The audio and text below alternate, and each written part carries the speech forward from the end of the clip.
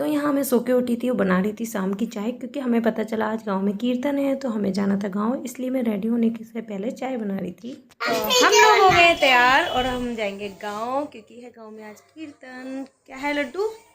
कीर्तन। कीर्तन कैसे भजन गाओगी? नहीं वो बताओ ना, राधे राधे बोलोगे तो? नहीं वृंदावन में डोलोगे तो? वृंदावन में मुझे आता ही नहीं है क्या? राधे राधे बोलोगे, वृंदावन में डोलोगे तो राधे राधे बोलोगे। तो अब चलते हैं गांव, मिलते हैं वहाँ सबके साथ। तो घर को लॉक कर दिया था, सब तैयार हो चुके थे, हम निकल लिए थे गांव के लिए। तो यहाँ पर ये मार्केट है, काफ़ी सारा कुछ मिल जाता है हमारे वहाँ पर। तो यहाँ से गांव है बस 5 या 6 किलोमीटर दूर। तो हम लोग गाड़ी से निकल लिए थे घर के लिए, और शाम को कीर्तन रखा था। इससे एक दिन पहले बरसी हुई थी अम्मा की, तो फिर नेक्स्ट डे रखवाया था कीर्तन, क्योंकि अम्मा को पूजा पाठ का बहुत ज़्यादा रहता था। तो वो कीर्तन में बहुत विश्वास मतलब उनको बहुत पसंद था कीर्तन में जाना और करवाना। तो हमने घर पर कीर्तन रखा था और हम आ गए थे अब मेन रोड पे। चलते हैं गाँव।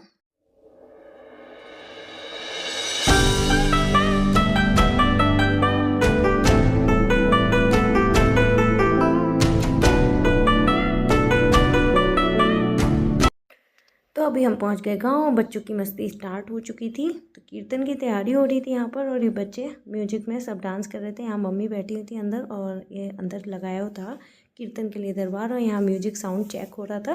तो अभी सब लोग आने वाले थे, और आदि को देखो कितनी मस्ती कर रहा था, घंटा बजा रहा था, ये जो कीर्तन में बजाया जाएगा।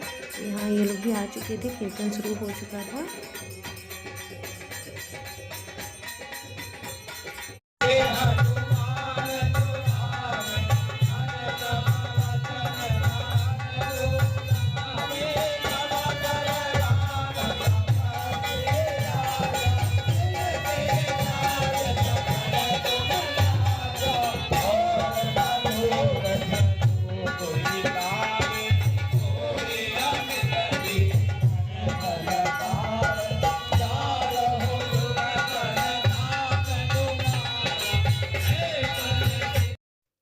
तो यहाँ हम सब लोग बैठे हुए थे कीर्तन में, और भी सब लोग आते जा रहे थे और इकट्ठे होते जा रहे थे। यहाँ सारे भाई लोग खड़े हुए थे और मेरे सारे देवर लोग। तो यहाँ ये लोग मस्ती में झूम रहे थे कीर्तन की, और ताली बजा बजा कर एंजॉय कर रहे थे। और ये आए थे हमारे गांव के बहुत ही ज्ञानी और उच्च मतलब बहुत ही प्रकांड विद्वान पंडित जी हैं। तो ये बाबा हैं, मेरे पापा जी के भी बाबा लगते हैं ये एक्चुअली। उन्होंने अम्मा के बारे में कुछ बताया। कीर्तन संपन्न हो रहा है, मुझे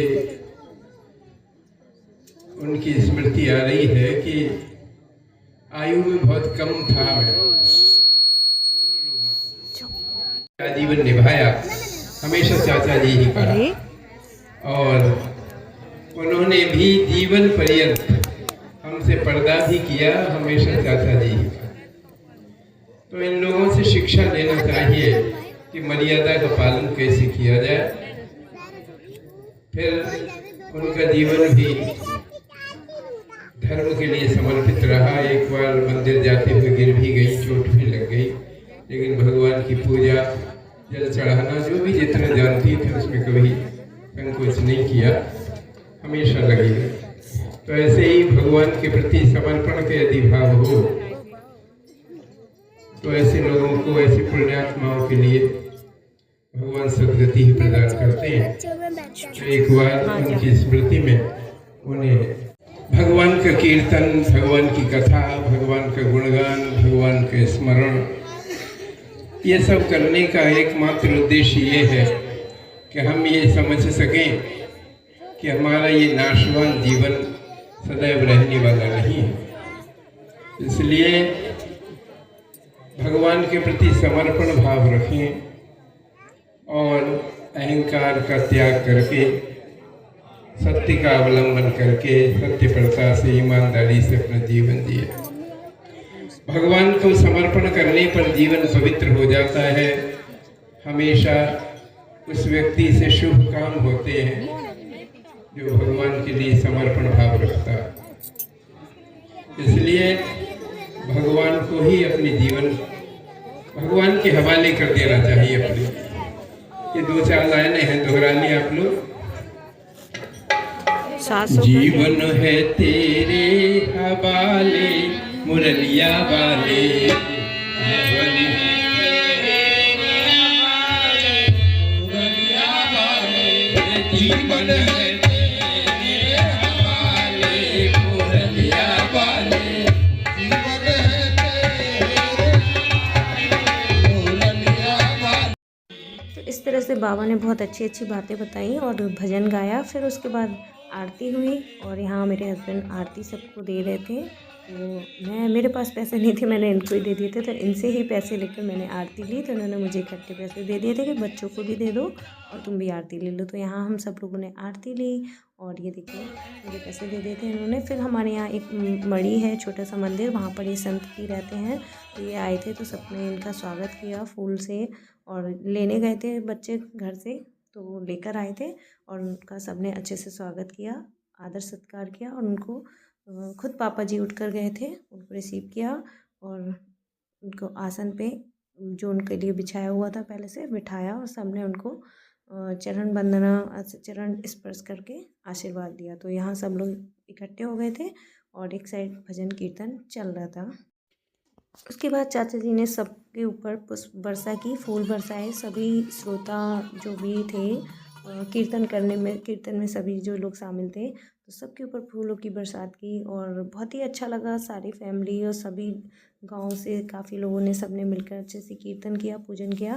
तो अम्मा की याद में, और आज अम्मा को भी बहुत अच्छा लग रहा होगा क्योंकि उन्हें पूजा पाठ के कामों में बहुत रुचि थी, बहुत अच्छा लगता था उनको। और बच्चों की मस्ती अलग ही चालू थी, इधर से उधर उछल कूद मचा रखी थी इन्होंने।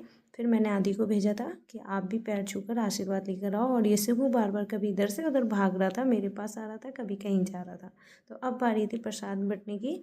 तो सबसे पहले पंचामृत, चरणामृत जो भी बनाया हुआ था वो सबको दिया गया। तो यहाँ बच्चे और जो अंदर कीर्तन कर रहे थे, काफ़ी टाइम से गा रहे थे, तो मौसम भी थोड़ा चेंज हो रखा था, ठंडा सा हो रहा था, तो उनके लिए चाय बन के आ गई थी। बाकी सब लोग की चाय भी बन रही थी। तो सबसे पहले हम लोगों ने प्रसाद दिया और यहाँ पे चरणामृत सबको मिल रहा था। तो ये शिबू मेरी गोद में आकर बैठ गया था और हम सारी देवरानी जेठानी भी यहाँ इकट्ठे बैठे हुए थे। फिर बारी थी घर जाने की, क्योंकि कीर्तन हो चुका था, सब लोग जा चुके थे। तो बीच की वीडियो नहीं है मेरे पास। तो हम लोग आ गए थे घर वापस से, मम्मी रुक गई थी वहीं पर और हम लोग गाँव से घर आ गए थे। तो वीडियो अच्छा लगा हो थोड़ा सा भी तो लाइक शेयर कमेंट कर देना, चैनल को सब्सक्राइब कर लेना। बच्चे सो चुके थे